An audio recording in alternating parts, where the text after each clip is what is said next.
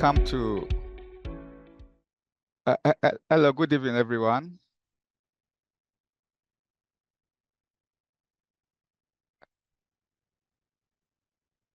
Welcome to our talk for tonight, which is Emerging EU Regulations with a focus on digital operational resilience. And our speaker is Deepinder Chabra. This is the outline for today. The event starts at 6:30, and then at 6:40, Mr. Deepinder will present his talk to us. Then he will continue till 7:30, which will be followed by a Q&A, networking, and refreshment. Then the event will officially close at 8:30. And I will use this opportunity to say something about Chartered Institute for IT, which is the British Computer Society with 75,000 members in 150 countries, and it has 50 UK branches. There are 11 overseas sections and 65 specialist groups. BCS is a membership organization. So once you are listening to this program and you enjoy this event, please consider joining the BCS. You'll be very much welcome. You will receive access to many exclusive career development tools, an introduction to thriving professional community, and also you can also make IT good for society. So you can join us after this event when you see any of us.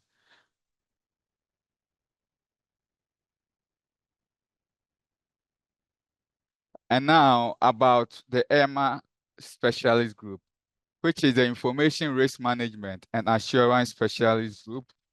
It was incorporated into the BCS in 1965 and is the second oldest specialist group. Currently, there are about 1,212 members and 200 overseas. We encourage research into the risk management of information systems, and it also to promote the development of information risk management, control, and assurance. IRMA provides a forum for the development of awareness and competence in information system risk management. It also promotes the efficient, effective, and economical use of risk management within information systems. We also represent the interest of information risk management and assurance specialist group to other bodies. The primary focus for information risk management and assurance within the BCS is also carried out by the IRMA. So tonight's event, which is a special one, will be undertaken or led by Mr. Deepinder, where he will provide an overview of emerging regulatory frameworks designed to strengthen digital resilience across financial institutions in the EU. Mr. Deepinder will talk about the key requirements and compliance measures outlined in the DORA and their implications for organizations' digital operations. This session is essential for professionals seeking to keep abreast with the evolving regulatory landscape in the EU. A bit bio about our speaker. Mr. Deepinder is a dynamic leader at Verizon Business Group in EMEA, spearheading cyber GRC consulting, and an award-winning speaker. He's an award-winning speaker. Armed with an MBA, executive education from Harvard Business Education, and his diverse experience, he empowers senior stakeholders to navigate cybersecurity challenges and embrace disruptive technologies.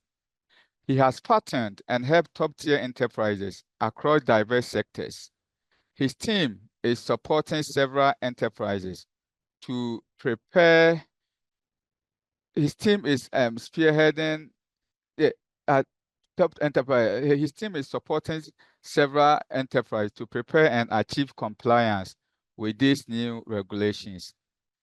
As a prolific speaker, Deep has captivated audiences across conferences, delving into cybersecurity, cloud security, DBIR, GDPR, big data analytics, and AI.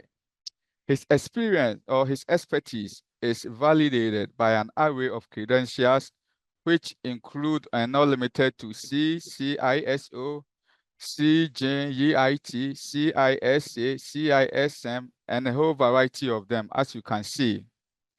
And he's also a certified DORA lead implementer and PECB, who is certified NIS2 senior lead implementer. Also, notably, he's currently pursuing a professional doctorate in data science. Deep's dedication extends to voluntary roles, notably as council member at NED, non-executive director at Standard Chartered Institute of Internal Auditors, and immediate past president of IASA London chapter. He's a key figure in IACA UK's advocacy group and an accredited trainer for PECB, IACA Global, and London chapter. So I would like us all to welcome Mr. Deep as he begins his presentation and speakership tonight. I'll hand over to the London group now, and we will also forgive us in case there's any technical hitch-up, since I am remote chairing this meeting from Reading, and there's another person or organizer in the London office. So I'll hand over to them now.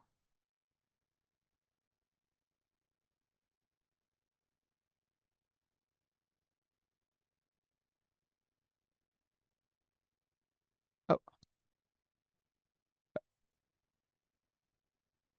Hello?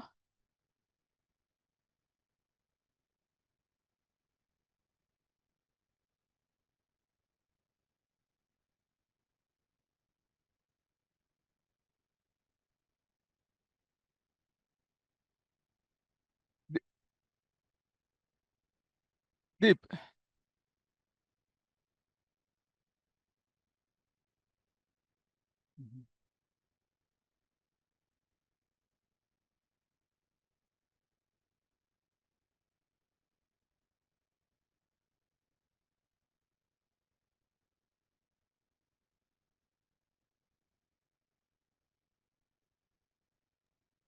Hi, Emmanuel. Can you hear me? Yeah, I can hear you now. I can hear you. Please, okay. Were you able to hear when I was presenting the initial slides? Or? Yeah, we could hear you loud. Oh, okay. Okay, that's good. I'll hand over to you then. Okay. Okay, cool. That's good. Okay. Emmanuel, just confirm that you can see the slide in Zoom. What I can see now, I can see it, but it doesn't show.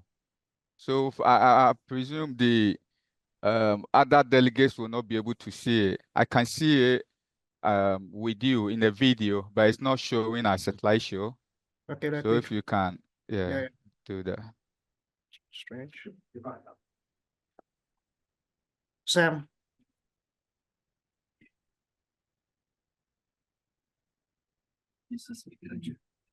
Yeah, okay.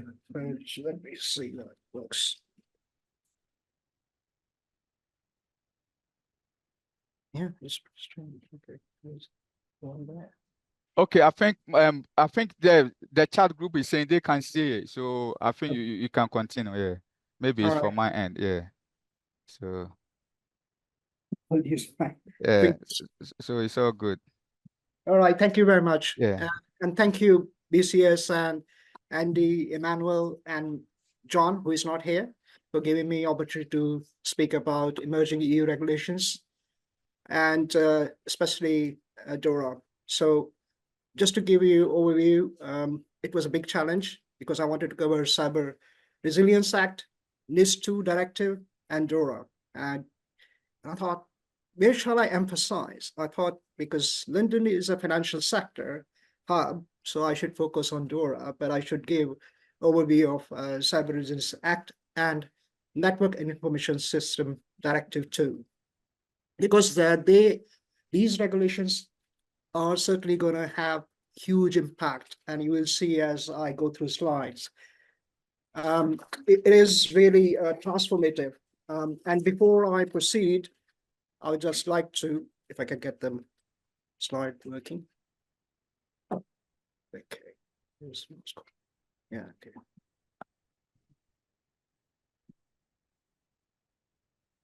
Right. Disclaimer.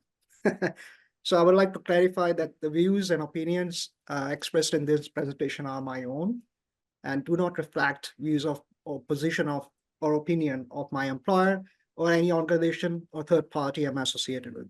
I'm speaking entirely in my personal capacity. And the information presented here is for informational and educational purpose only. It should not be taken as legal, professional, or business advice, right? And as I said, it's just for information purpose. So with that out of the way, and let me go to the introduction. And by end of this session, I hope that you will have an overview of EU regulatory landscape related to cyber resilience and structure of these regulations, key pillars and requirements that you may have to comply with, and implications if you decide to ignore these regulations.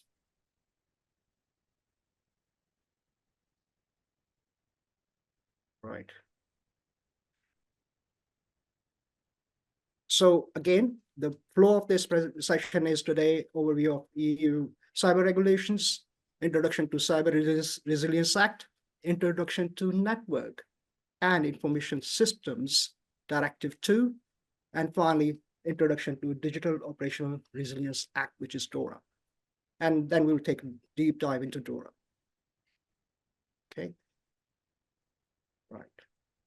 So let's start with the, overview of EU cyber regulations, 3 regulations we will cover today. And before I start, I want to lay out what's the difference between regulation, directive, and act. Does anybody know? Would like to share? So there needs to be written law, they need to be the country and the regulations are Absolutely, absolutely. So yeah, regulations are? across, so the acts across the whole EU, the directives have to be written to law, not quite sure what the regulations are. So regulation is actually once it is passed, is a binding regulation that applies directly and uniformly across all the states. It doesn't require, as you said, national implementing or transposition to the local laws. And it means that once it is passed, it is a law. And example is EU GDPR, General Data Protection Regulation. And the directive is the legislative act which sets the goals or objectives.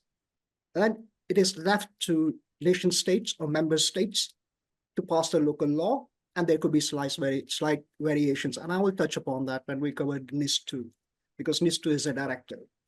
And the act is very interesting one. In the EU context, usually it refers to specific piece of regulations, or I would say legislation rather, that can take a form of regulation, directive, or act. And DORA is kind of act. And it also can indicate a decision taken by EU, right? But it applies uniformly. And, we will cover DORA later on. And also, DORA means that you can have an overall act, but that you can have supporting guidance on how to implement that act. So let's start with Cyber Resilience Act.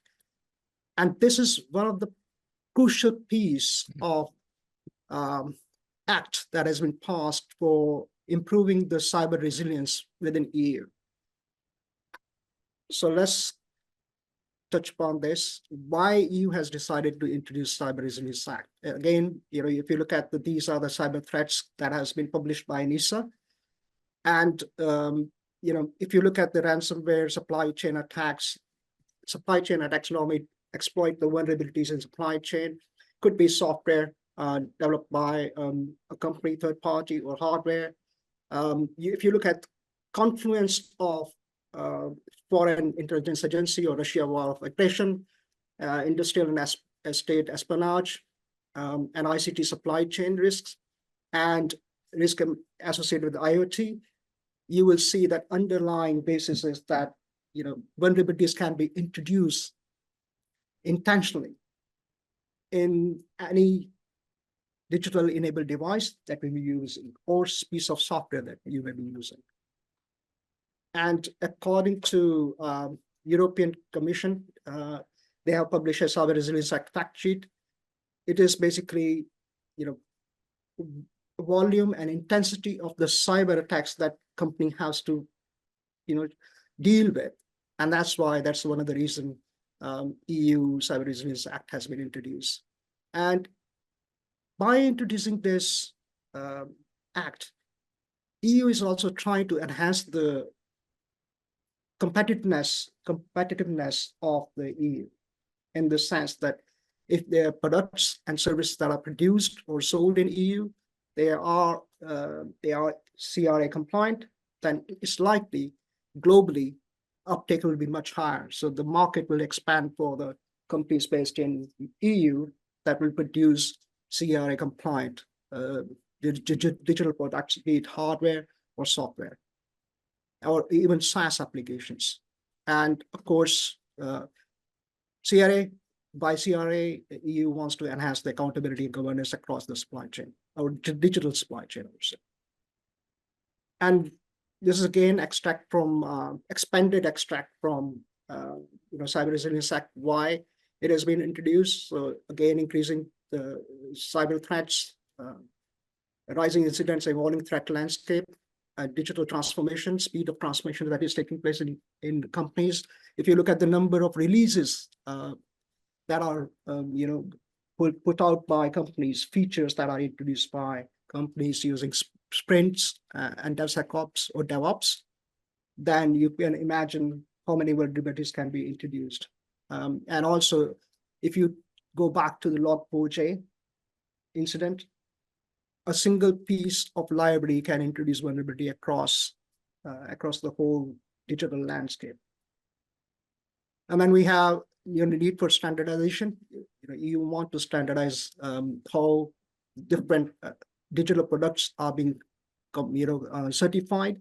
If you look at the CE, the way CE mark is being issued, it has not been consistent. So that's what the EU is also trying to address. And by CRA, EU is also trying to protect consumers and businesses. And I've already touched upon the competitiveness. And also by CRA, what EU is trying to do is enhance the awareness and education and capacity building when it comes to cyber resilience. So what is the scope of CRA? So scope covers the digital products and services, and it not only covers the manufacturers, it also covers what they call it ecosystem partners, which is distributor and importers. And geographical scope is EU marketplace, and it covers from cradle to grave of a digital product. That means if you produce something, you have to support it across the life cycle. And it is very important to understand that you cannot even import the products, digital products, when it comes to, obviously, when the CRA come into force and is applicable, then anybody in EU will not be able to import products that are not certified to comply with the CRA. So there are huge implications. And obviously there are exceptions. There are existing regulations where the requirements overlap, especially with the medical devices and field of civil aviation, and those parts have been accepted. from this regulation or this act. And the structure of CRA is quite similar to any other cyber resilience directive or regulation or act. And it consists of chapters, articles, and recitals. Now, you may also have annexes in certain acts or directives. And in the case of DORA, you may also have regulatory technical standards and implementing technical standards, which are supporting guidelines. And this is, I don't know whether you can see it. It's very small, but can you read it? So this is basically the whole summary of CRA. And the yellow highlighted bits are which the companies have to comply to. Others are related to supervisory authorities or European Union member states. So they have, you can see a lot of responsibility lies on them on how to implement, supervise, and enforce this act. So let's look at what are the manufacturer's obligations. Right. So if you look at that, it covers the whole life cycle from planning to maintenance phase until the product is retired.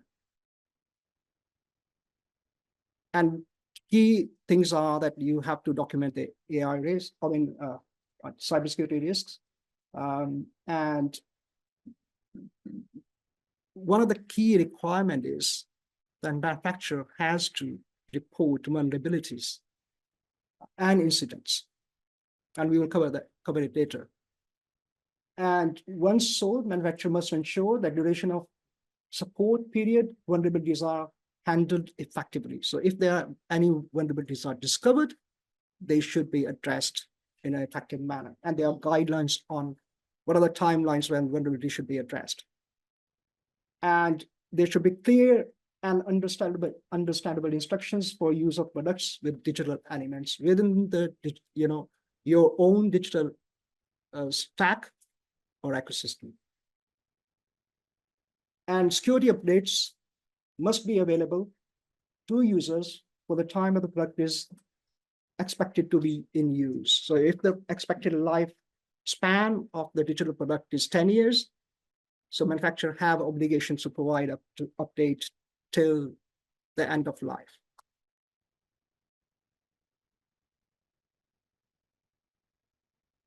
And from implementation and enforcement point of view, it has introduced the harmonized rules across the member states, and there are essential cybersecurity requirements for design and development of products, as well as obligation for all economic operators. So that means distributors or importers or even resellers. So whole chain will be covered under CRA. And there's harmonized rules for duty of care for the whole life cycle of products. As I said, if the lifespan is 10 years, then you have to support the product for 10 years and provide updates. And if you look at, what is the structure look like from supervision and enforcement point of view? So you have member states and you have national authorities responsible for conformity assessments of the products that are being developed in the member state. And then you have national market surveillance authorities. So there will be a unit set up in each member state to do the market surveillance to make sure that products that are being sold in the market meets the CRA. And you may think, well, why would somebody do that? Why would somebody spend time and money, company would spend time and money to comply with CRA? So if you look at the fines, they are eye-watering. So I'll let you read. So you can look at if there are key essential requirements are not fulfilled or you fail to comply with them, then you have fines up to 15 million or up to 2.5% of its global worldwide annual turnover. Right. And If there are other obligations that are not met, then 500 is, it's scaled down to 10 million. And if you misrepresent or you use incomplete or incorrect misleading information, then you still have fine for 1 million euros and up to 1% of the turnover. Now, you can imagine the marketplace in EU where the products are being imported from China, right? There's IoT-enabled devices, devices you can connect, Wi-Fi routers that are being bought online from China, or it's part of supply chain. The impact it's going to have on marketplace related to digital products. And it's not about hardware, it's about software, SaaS applications that maybe have been sold by vendors or suppliers based in Asia or anywhere in the world. They will have to comply to CRA. Now, CRA at this moment, or Cyber Resilience Act, at the moment is in draft state. It was supposed to be come into force earlier this year. That is a pushback because consultation is taking place and still not finalized. But if you look at the timeline, so we are looking at second half of 2024. That's when it is supposed to be published in official journal. And then you have second after 2024, 20 days after publication, it comes into force. And earlier, if you look at the draft CRA, the implementation deadline was 24 months, but now it's been pushed back to 36 months after consultation because impact is huge on the marketplace. So if it comes into play, if it is published into second half of 2024, you can add 20 days after publication, it will come into force, and then add 36 months for CRA. You have the companies or importing, manufacturing, or reselling the products will have to comply to CRA.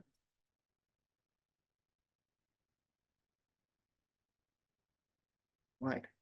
So that's CRA. So let's move on to Network Information System Directive.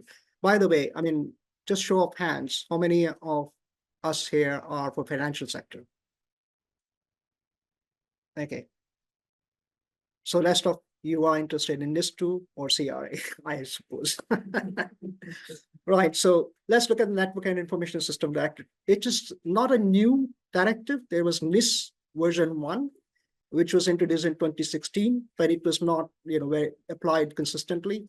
And also landscape has changed, threat landscape has changed, risk landscape has changed. So that's why, NIS2 was introduced. So we will follow the same kind of structure.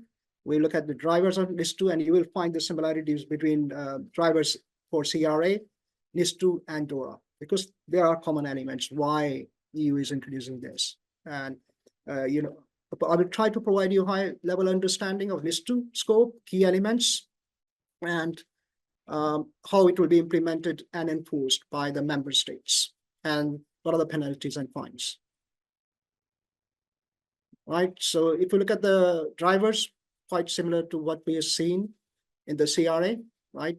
One key element is that over and above is addressing the gaps in NIS version 1. And again, harmonization across the member state, strengthening the critical infrastructure resilience.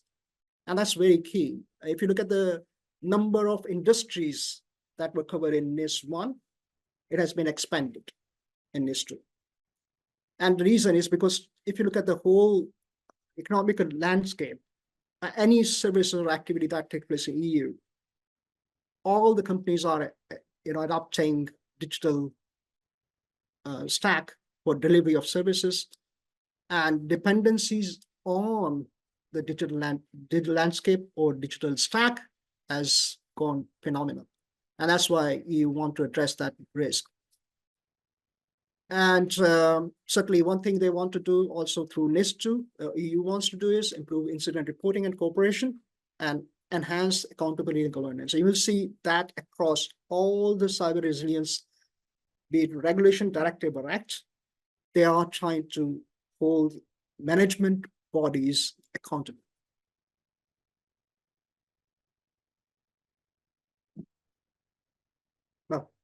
Right, it's come like this. Right, just, yeah. So if you look at this, the NIST 2, as I say, seeks to further enhance the work started in NIST Directive version 1 to build a high common level of cybersecurity across European Union. I would say cyber resilience. And as I mentioned, the scope has been extended from NIST 1. And these are the now, if you look at the new industries that have been added. So if you look at the, the scope of the service that are in covered now in NIST, and you will see, it looks like only few industries have been added, but actually number of industries, if you look at approximately 122,000 companies in EU will come into scope of NIST 2. So that's huge, right? And obviously this is, so there are, if you look at the NIST 2, the services sectors have been divided into two kind of categories. So sector of high criticality, and then you have sector of, I will come back to the other critical sectors. So you can see how it has been expanded. So even your courier services are in scope now. Even the food manufacturer, big bakeries will be in scope. So you can imagine the impact. And I will go back to here just to explain that even though companies or companies may fall into these categories of high criticality, but there is another aspect or factor by which they are classified as essential or important entities. And it depends on the size of the organization as well. Okay, size of the turnover. So you can see, based on the size and the turnover, they are classified as essential or important.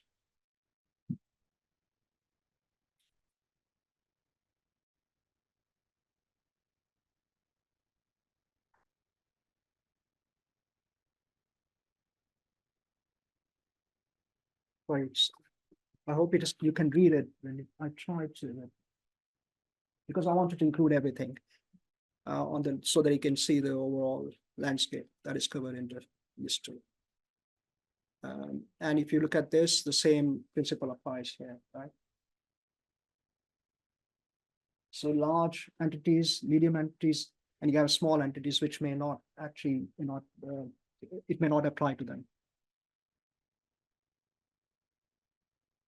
And if you look at the structure, as I said, be it regulation or act or directive, the structure remains same. So the NIST 2 directive also have chapters, articles, and recitals. And this is what the outline of NIST 2 looks like.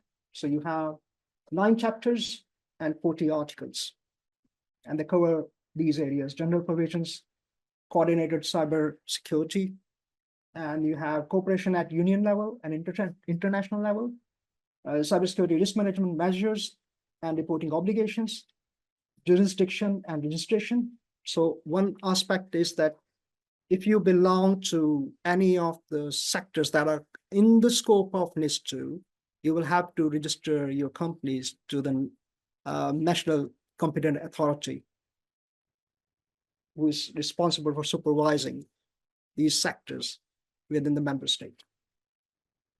And then you have information sharing, supervision and enforcement, delegated and implementing acts, and final provisions.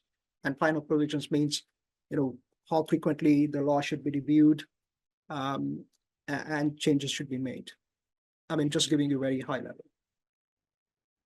And if you look at the key pillars from NIST 2, from cyber resilience point of view or cybersecurity point of view, they are covered in just one chapter, chapter 4. And these are the key elements, which is governance, cybersecurity risk management measures, union level coordinated security risk assessment of critical supply chain. Now, you see they are color coded separately. And if you look at the light green one, these are NIST 2 requirements that apply to the entities or services in the scope. That means any entity or organization that belongs to that sector. that is covered under critical or other critical services. And then you have reporting obligations. And finally, use of European Union cybersecurity certification schemes.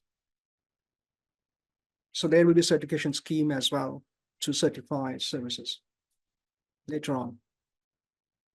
And again, if you look at the governance, which is Article 20 of the NIS2, it is focused on governance. And again, accountability lies with management bodies. They must undergo cyber training, gain sufficient knowledge and skills to identify and assess risks, supervise and approve cybersecurity risk management measures taken, and will be held liable for infringements. What does that mean? So Liable. they I know will what it means, but I mean, it's they will bar for whole management bodies worse and worse, and be fined, could be fined as well. what do it so but by infringement. So if the company gets fined anyway, the management or the No. So there's a difference. If they fail to prove, or management bodies fail to provide evidence that they have gone through the training, they have actually participated in risk management activity, they have provided direction, because there's a difference between governance and management. Governance set the objectives and direction, provide resources, and management execute it. So if management bodies are not able to provide evidence that they actually have provided the oversight needed, and they were not kept aware of the cyber threats, they have not shown interest in it, for example, then they will be held liable. Yeah. And these are the cyber risk management measures that are outlined in Article 21. Yeah, you can read it, so that's good.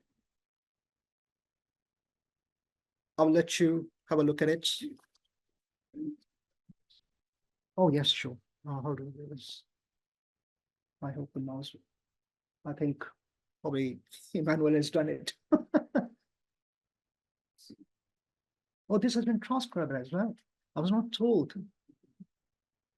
That's a direct violation of my personal rights. I knew it will be recorded. I hope that it can understand my language very well, and I'm not transcribing something else. Right. And if you look at the, these security management measures, there's a specific direction in the directive. Say all measures must be proportionate to the risk, size, cost, and impact and severity of the incidents, and should take into account the state of art and, where applicable, relevant European and international standards. Yeah. But if you look at the national cybersecurity centers, they are competent authorities, national competent authorities in each member state. Some of them are very advanced. If you want to, if your company has to comply with NIS2, I will highly suggest look at the Belgian Cybersecurity Center, National Cybersecurity Center. Okay, it's been admitted. And one of the key elements of NIS2 is reporting obligations.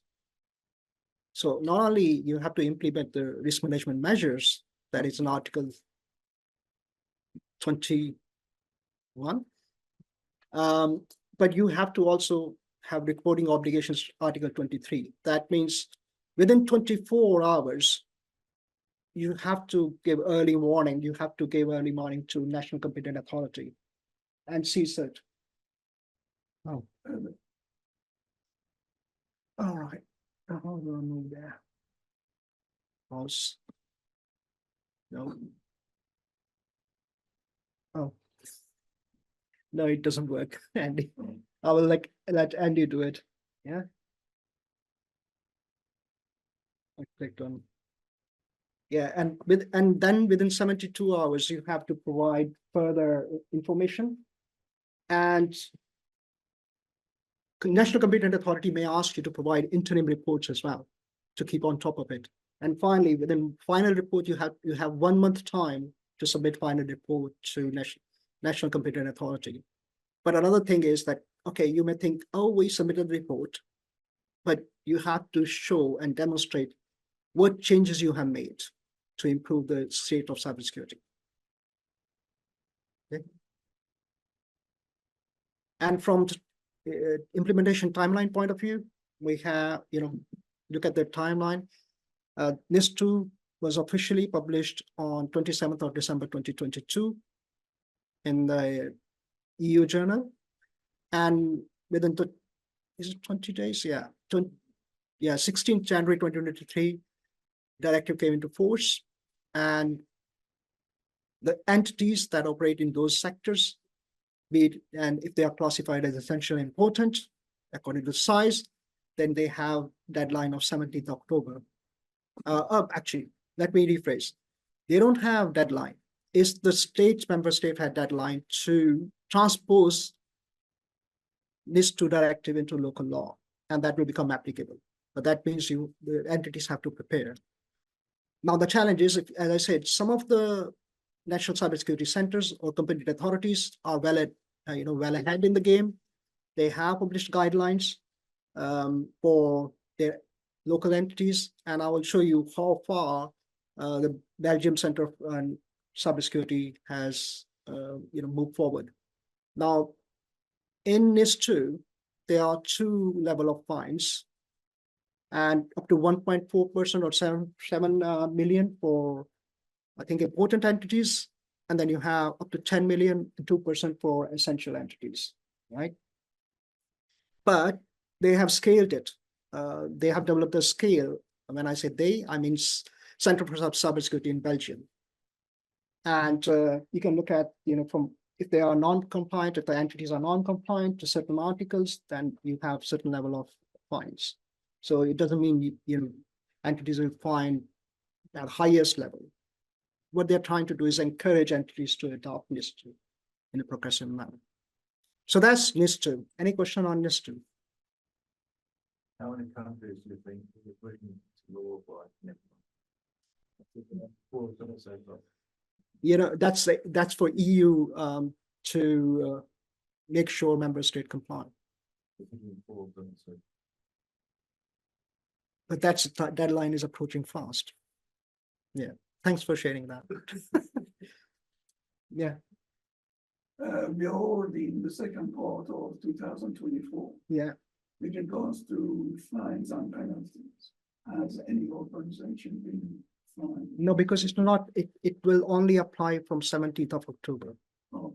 Because 17th October, the member state have to put transposition directive into local law, and one of the things they can introduce is change the categorization of entities that are part of essentially important, because some may feel that particular sector is very critical for their own country, and they can change the classification slightly. So they can change that more. That's why the objectives and goals are set up by the directive, but member states have some flexibility within the framework to add other entities into as essential and important entities. Right, so finally, we come to DORA. Right, again, we will follow the same structure, and you will see the similarities about why the driver for DORA, and you will not be surprised. But one thing is protection of economy and financial stability. That is very key. And with DORA, EU is trying to improve the resilience of the financial sector, and you can imagine any systemic risk that can be introduced by the digital landscape or a critical third-party provider. We'll cover that as later on. Could be, huge impact on the EU state, and that's what they're trying to address. And they want to ensure that financial sector EU is resilient to withstand any large-scale cyber attack, and what they want to ensure the stability of the financial ecosystem within the EU. And if you look at the EU has actually provided some explanation or justification. And actually, I'll give credit to Tim Williams, my friend from several years. He presented DORA a few months back. That's what inspired me. I thought I should cover this. All EU regulations are focusing on DORA, but these are extract from recitals of the DORA itself, which provide justification. And as I said, DORA trying to address the systemic risk that may be associated with critical third-party providers. And if you look at this is again, I think, report from ESA, European Supervisory Authority report on critical third-party suppliers. So you can say top 10 suppliers, what kind of services they provide across the EU, across the different domains, right, of ICT. And one thing is sure, if you look at and that point was made by my friend again, Tim Williams. I really liked it. We assume, and we in cybersecurity assume that market forces, do have impact. So if there's, a breach now in any listed company, the share prices will go down. So, senior management will be motivated to next time to address the cyber risk, right? Because it has impacts on the share price. And of course, senior management is driven by the shareholders. So they will take notice of it and address it. Well, in reality, it doesn't work. All right, so this is CrowdStrike Holdings, right? So look at the price, and I think it was 19th of July, right? When CrowdStrike thing happened, debacle, and you look at the price have gone back almost the same. So there's no incentive from that point of view. So market forces don't work. So, our regulatory, I would say our legislative arm of EU has to do something to increase the resilience. And that goes back to CRA as well. Yeah. The argument now that everybody knows CrowdStrike. Before they didn't know that they were. Now everybody knows they are. So that no such thing as bad news. Yeah, absolutely. So, that's why I'm trying to make it. You're absolutely right. That, the image we cybersecurity professionals have, that's something we can develop a business case and get the resources by saying, it will, have impact on our share price, but it doesn't long term. It doesn't. It's just a blip for senior management. Right. So what is the scope of DORA? So, it covers financial entities, critical third-party providers, and geographically it applies to EU. There's focus is on large and medium enterprise. There, the micro or small enterprises are exempted. And when I say small, it is clearly defined other regulations what small industries are. So you can cross-check. And it's cross-sectoral impact, certainly. And it's a regulatory framework. I would say it's part of EU regulatory framework, right? And it's actually complements. So NIS2, if you look at the NIS2, go back to my slide later on, you will find there's a financial sector there as well. So you may have a question, which one will apply? But DORA has a lex special, it's category. That means a sectoral act that will always take precedence over the NIS2. So if there is any conflict between other directive like PSD2, Payment Security Directive 2, then again, lex special, DORA will take precedence. And this is kind of, again, I've taken the snapshot from DORA itself, the financial entities that will apply. There are, I think, 19 main categories of financial institutions or type of financial institutions. Again, structure is same, chapters, articles, and recitals. With DORA, you have RTS, regulated technical standards, and ITS, implementing technical standards. So these are guidelines for organizational financial entities that will help them support and guide on how to implement DORA or how to be compliant with DORA. And this is again, high-level snapshot of DORA, 9 chapters, 58 articles. And again, I have taken the liberty of highlighting this table with yellow highlight. and that shows the articles that will apply to financial entities. And you can see Chapter 5 has a section that applies to European supervisory authorities and competent authorities, and that is related to classification of third parties at critical third party providers. Because that for them, the plan is that European supervisory authorities or competent authorities will provide oversight.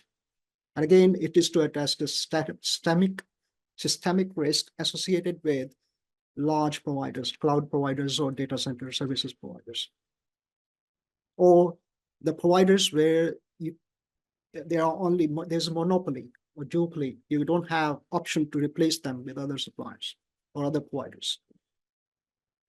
And if you look at the key pillars of DORA, they are ICT risk management, ICT third party risk management, digital operational testing, and ICT related incident reporting, information sharing. And then you have, as I said, critical third party provider oversight that is provided by, European supervisory authorities and competent authorities. And again, if we go into take a deep dive, ICT risk management requirements, again, onus is on management bodies. They would bear the ultimate responsibility for managing the financial entities' ICT risks. And they should define, approve, oversee, and operate internal governance and control framework. So again, evidence has to be provided that they are there and they are actually providing active oversight, because management bodies will not do it themselves. They will be part of governance bodies. And then you have management bodies like C-level executives or C-level executives that will execute on their direction and oversight. And key point is financial entities should have sound, comprehensive, and well-documented ICT risk management framework as part of overall risk management system. Now you may ask, how do we define the ICT risk management framework, which is comprehensive and sound or robust? Well, that's where the RTS comes in.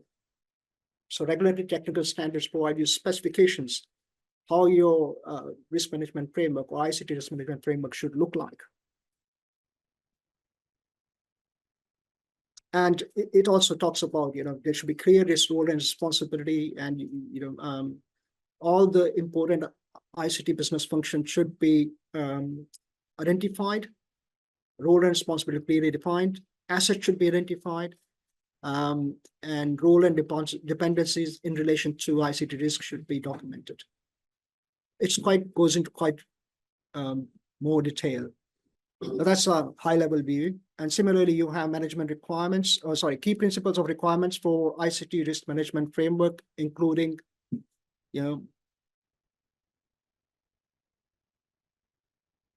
what's happening? Oh yeah, sorry. I just wanted to point I wanted to make was that it follows all the principles which are quite aligned to NIST 2 framework or NIST 1.2, because NIST 2.0 covers governance as well. And key element here is learn and evolve and communicate, right? And if you look at learn and evolve, it's doing the root cause analysis, finding out what went wrong and learn from it. And you have to provide that evidence to your local competent authority. And communication is about having an effective crisis management in place, or crisis management communication in place. And there is exception to these requirements. If you are small or micro enterprise, then Article 5 to 15 don't apply to it. And for them, there is again RTS, which specifies simplified ICT risk management framework. So if you are part of financial entity, which is fall into that category, then you should not go for all this requirements. You should just follow a simplified ICT risk management framework. And then you have Article 72 17 to 23, which are related to incident management, classification and reporting. Now, there's a one key element in this part of the DORA, which is about major cybersecurity or major ICT incident. Now, question is, again, different organization may decide what is major, but no, because DORA is introduced to make sure the DORA is applied uniformly. So there's a RTS, Regulatory Technical Standards. How would you classify ICT incident as a major ICT incident? And it's quite interesting if you look at the criteria, is clients, financial counterparts and transactions, reputational impact. And how do you specify reputational impact? That is also criteria is clearly defined. There's a table 1, you should have a look at it if you get a chance, that provides all this criteria and guidelines how you should evaluate, or how should you evaluate a ICT incident and determine whether it's a major ICT incident or not. And digital operation resilience testing is another article, which is about vulnerability scanning, penetration testing, and advanced testing, which is threat-led penetration testing. It should be conducted every 3 years. Now, I have numerous discussion with the customers, and they say, "Oh, we should do threat-led penetration testing." I said, how effective is your current testing regime? "Oh, no, we don't have any place." Well, you don't have to do it. First, get the maturity before you do advanced testing. That's the whole principle behind advanced testing. And again, there is constant, I had a discussion with the large financial institution in Europe, and they said, "We have internal pen testing. Can we use it?" Yes, you can. Look at the RTS, you can. Only thing is, every 5 years, you should get external pen tester in, come in and invite them to do advanced threat-led penetration testing. But there are principles, again, there's I think ITS on how you should do advanced threat-led penetration testing. So you cannot just decide what advanced threat-led penetration testing will look like. There are clear guidelines you need to follow. And you can evaluate your penetration test provider, whether actually they are following the RTS or ITS, the guidelines that are available. And next part is ICT third-party risk. And as we know, third-party risk is one of the major, kind of contributing factor for cybersecurity breaches. That's what there's the Article 28 to 30 trying to address. One thing is that financial entities will have to produce a register of information, capturing all the third parties. And again, there is a structure. You cannot decide, what the register look like. No, it's very clearly prescribed.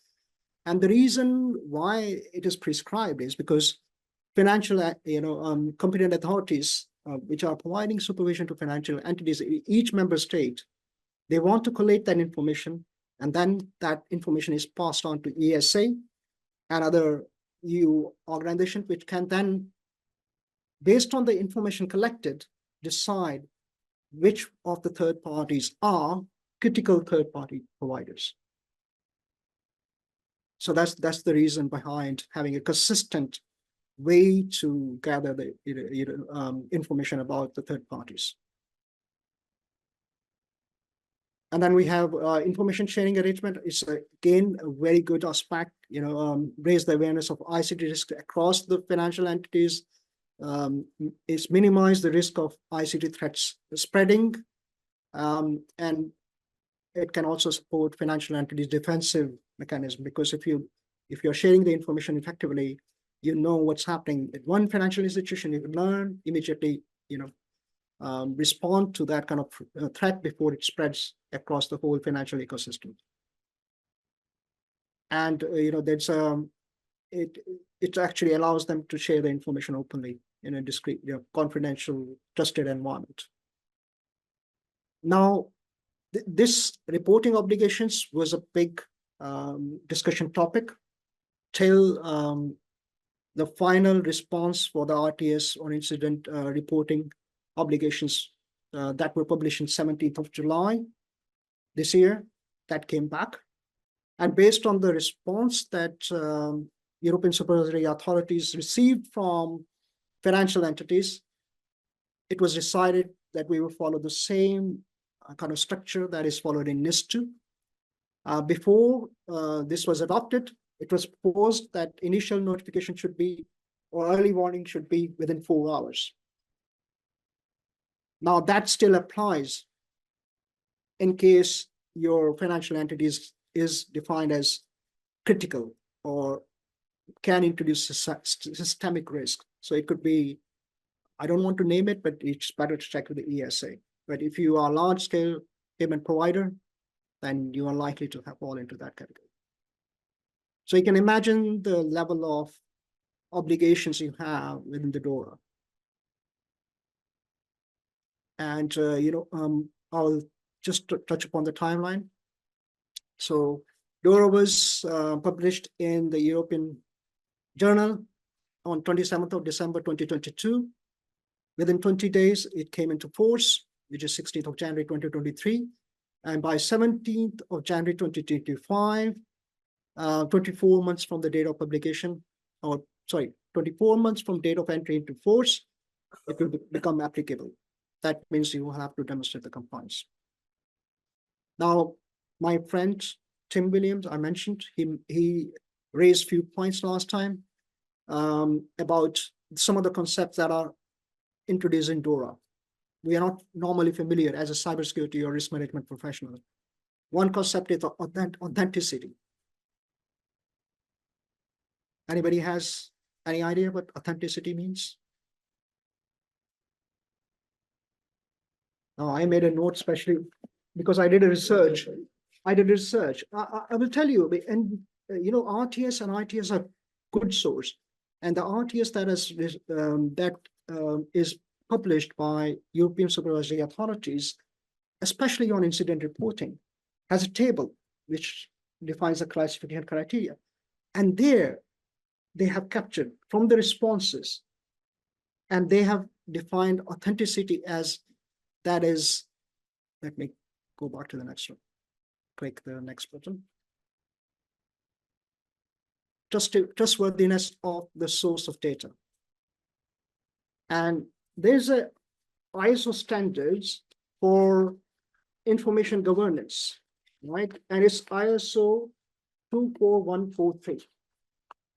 And there are two properties that are defined, and I'm going to read because I don't want to get it wrong. It says authenticity is an admitted term, property of information that can be proven to be what it purports to be. And there is this authenticity implies that information has been created or sent by the agent purported to have created or sent it, and to have been created or sent when purported. So it's mouthful, but in fact, it's trying to say is that source of the information is trustworthy. And it is also called authentic if you say it was created on 20th of June 2024 at 10 o'clock, then it should have been created on that particular time. What? Yeah, ISO 241143. 143. But from DORA point of view, I just researched. I said there should be an ISO article the ISO standard that should cover it. Another point I want to make is major ICT related incident. It was not very clear, but RTS had made it very clear now based on the criteria. Now, another term that is used in DORA is ICT system continuity. And somebody raised again, Tim Williams, my friend, raised a point that is not standard term. But closest term you will find to this is in ISO 27031. Is it? Let me get it. I should not. It's been recorded, right? So I'll be here. Anyway, I'm not consulting here, right? But I did research. I said before coming here, I should try to clarify, what with ISO standard, because it's general, ISO 27031. And this standard actually talks about concept and principles of ICT readiness for business continuity. So, you have a reference point. And one of the things I would like to say is that challenge with DORA implementation and all the EU regulation, I'm participating in EU skills workshop organized by ENISA later on in September, because I contributed to some consultation. And the challenge is you have these regulations coming, and there's companies looking for resources, trying to develop the skill set, knowledge, and capabilities. As I said, around 122,000 companies which will probably part or list to compliance. And DORA, you're looking at around 25,000 to 30,000 financial entities. And let's be mindful. There may be African banks, Indian banks operating in EU, have one branch, they will fall under DORA, but maybe depending on the size, they may have to go and follow simplified ICT risk management rather than full-blown ICT risk management framework as per DORA. So that's the key thing. And another thing is lack of knowledge. And I will highly recommend, please don't use ChatGPT or generative AI. I'm telling you, you will be surprised. Take my table and ask ChatGPT to produce the table and see the differences. You'll be astonished, right? So please don't. Read the DORA articles yourself. And one thing is, we may think, oh, we should only read the articles that are applicable to financial entities. No. Read about how you can appeal about, against the, any observation made by a local competent authority. Read about how they're gonna enforce, how the supervision will flow down from EU to supervisory authority to competent authorities. And obviously make connection with your competent authorities. That's very important. Reach out to them. They are there to help you. It's in their own benefit. And I just wanted to give you a high-level view of the RTS. These set of RTS and ITS were published on 17th of January this year. And then we have a second tranche that, as I said, came out in 17th of July, 2024. From supervision and enforcement point of view, you're looking at the European Supervisory Authority. They are part of supervisory committees or joint supervisory board, you can say, and then you have national competent authorities in each countries. Yeah. And now this is very interesting. People talk about, what happens if we don't comply? It's big mouthful, right? But only indication in DORA is related to critical third-party providers. And it's called periodic, it's, article, I think 35, recital 8, produces the concept of periodic penalty. And periodic penalty means that critical third-party provider, which are non-compliant to DORA, they will be fined up to 1% of average daily turnover on per day basis, up to 60 days. Obviously, they will be given warning first, it will not be straight fine. But if they don't do something about it, after 30 days elapse, and they are still not provided the evidence that they are actively addressing it, then it will be a periodic penalty. And obviously, if they don't comply, then you have Article 50, which specifies they can issue an order requiring natural or legal person to cease conduct, and they can also put a stop to your business. And they can adopt any kind of pecuniary nature to ensure financial entities continue to comply with legal requirements. And there is also provision under Article 51 for lead overseer of the DORA. And they can basically ask evidence, they can ask any data, they can summon you, legal person or company, to come and present or written or verbal, like you have, committees here looking into something which has gone wrong in UK. And similarly, that's provision is there. They can be the legal persons or entities, members of the board can be asked to join an interview. Yeah, then they can also once again ask them to take the corrective or remedial action as per the regulation. So I've gone over, I know, but I just want to quickly touch upon this. How do you prepare? So call of action is that you should first look at the capabilities, assess the current state, consider the state of art, proportionality, and all hazard approach, and decide about future state. And then develop and implement a roadmap and become and stay compliant. Sounds easy, right? But another thing is, as a professional, it's an opportunity for us to gain knowledge, skills, and competencies, and to remain relevant and add value to our organizations. And so just to wrap up, these EU regulations are focused on making EU digitally resilient. These are expected to be implemented, supervised, and enforced in a consistent manner. You cannot hide. Previously, countries used to move office to other state, other member state where the national competent authorities are not, so effective. But that's going to change. Get ready for being compliant, or fines, or to cease operations in EU. Choice is yours. And upskill your workforce or partner with the organization to help you become and remain compliant. And again, it's our opportunity to gain knowledge, upskill, and add value.